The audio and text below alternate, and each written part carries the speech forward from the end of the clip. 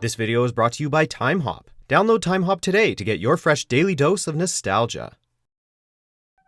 Game on! Ladies and gentlemen, it's time to play. Welcome to WatchMojo.com, and today we're counting down our picks for the top 10 game shows that need to be revived. Before we begin, we publish new content every day, so be sure to subscribe to our channel and ring the bell to get notified about our latest videos. For this list, we're ranking the most popular or nostalgic game shows that deserve a second chance on TV. We're looking at game shows from all eras of television, as long as they possess a strong cult following or have otherwise been remembered fondly over the years. Number 10. Legends of the Hidden Temple.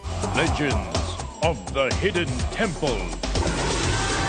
Nickelodeon was a hallmark station for fun and innovative game shows that were specifically geared towards kids and the younger set. Legends of the Hidden Temple might be one of the lesser-known shows on this list, but it's fondly remembered by many for its combination of trivia, physical activity, and adventure, along with its impressive Mayan setting. The game pits 6 teams against each other in skill challenges and Q&A sessions, designed to test their knowledge about history, mythology, geography, and more. On your mark, get set, go! There goes the water! Learning never felt so fun, which is why we think Legends of the Hidden Temple should make a comeback. The choices are yours, and yours alone. Number 9. Remote Control. Like music videos, quirky game shows were once a staple of MTV. Remote Control. The cult classic Remote Control ran for 3 years, but is still remembered decades later by fans who watched it during its original run. On a blanket with my baby, that's where I'll be. Okay, 20 points. The show made the most of its couch potato contestants by placing them in recliners and asking them to answer questions about television, movies, and pop culture. What's more, Remote Control featured future stars Colin Quinn, Dennis Leary, and Adam Sandler in various skit roles on the show, making it something of a proving ground for emerging comic talent. Stud boy. Stud boy. Number 8. Double Dare.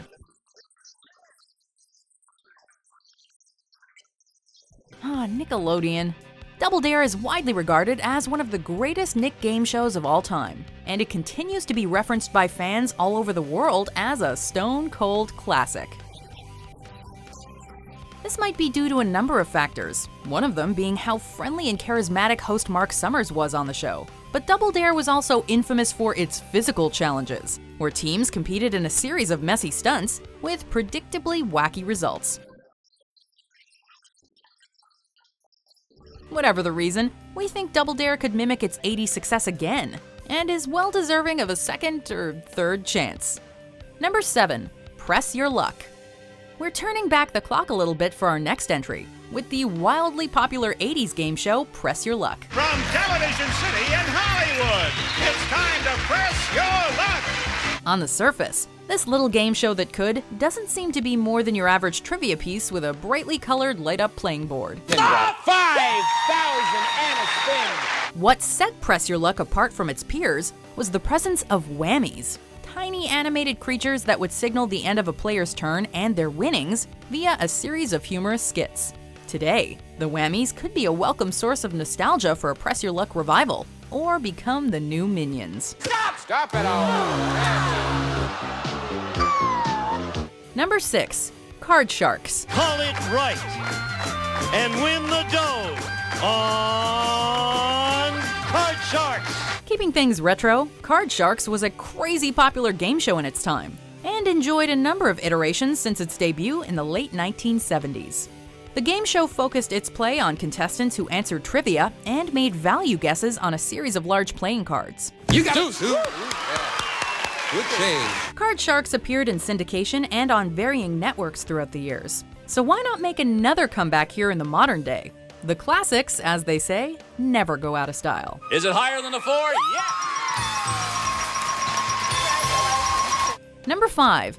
Win, Lose, or Draw. It's win, lose, or draw. Win, Lose, or Draw was a highly popular game show with many different variations airing all over the world, drawing in viewers of all ages for over 20 years. It's been a while since the 2014 version. Disney's Win, Lose, or Draw aired for young adult viewers, and we think it's high time for a comeback. Crab, hot dog, wiener, banana. The show is based upon the classic parlor game of charades, where a group of people try to guess what another is acting out without using any words. Carrie Fisher. All Win, Lose, or Draw did was replace physical miming with drawing, and voila, instant classic. Funny, competitive, and easy to play, this game deserves another chance on the small screen. Number 4, Beat the Geeks. Maybe this was a little ahead of its time. As they vie for valuable prizes, but only if they can beat the geeks. Geek culture wasn't all that mainstream in 2001 when Beat the Geeks made its single-year run back on Comedy Central. The show's premise was simple, as it pitted ordinary folk against super geeks who were well-versed on subjects like music, TV, and film, while a specialized fourth geek would appear on each episode with a revolving area of expertise. I'd be wrong to myself if I didn't take on, that's right, the horror geek. You're going down. Horror Geek, you've been challenged! This format could work gangbusters today, especially among the comic book crowd. So we think it's high time that Beat the Geeks is resurrected for another shot at nerd stardom. In the CBS drama JAG, what does JAG stand for? I believe that is Judge Advocate General. That is correct. Well done. Number 3, The Weakest Link. Welcome to The Weakest Link.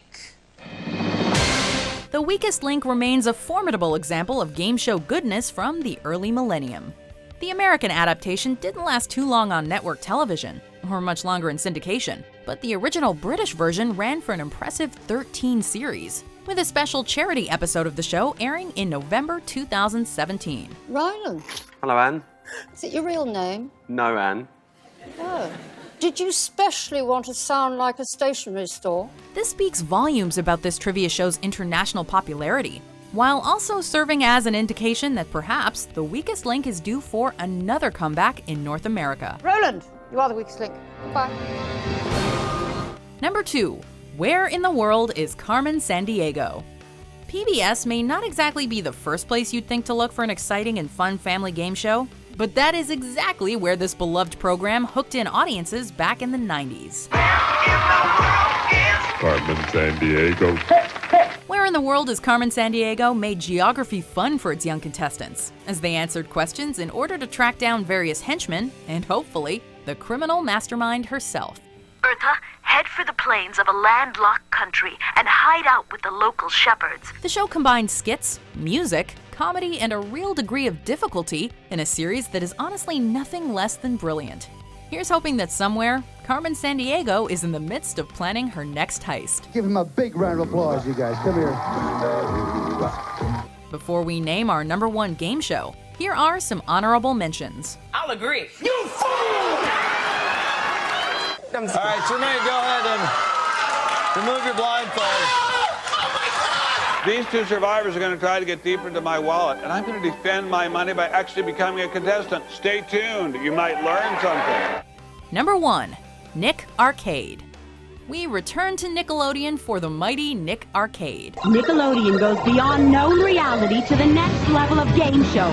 Nick Arcade. There are a lot of reasons why this trivia and virtual reality show could do with a series reboot in today's market, not the least of which is the current public penchant for retro gaming. All right, he's got one bunch of bananas, lots of time left, and power is still way up there. Nick Arcade was chock full of the stuff, including such consoles as the NES, SNES, and Genesis used for the video challenge portion of the show. Which one of those 4 would you like to play? Sonic. Sonic the Hedgehog 2. Let's head on over. Sure, the TurboGrafx 16 and Neo Geo might not be as memorable for today's audience, but who knows? One can never underestimate the power of nostalgia. And this was something Nick Arcade possessed in droves.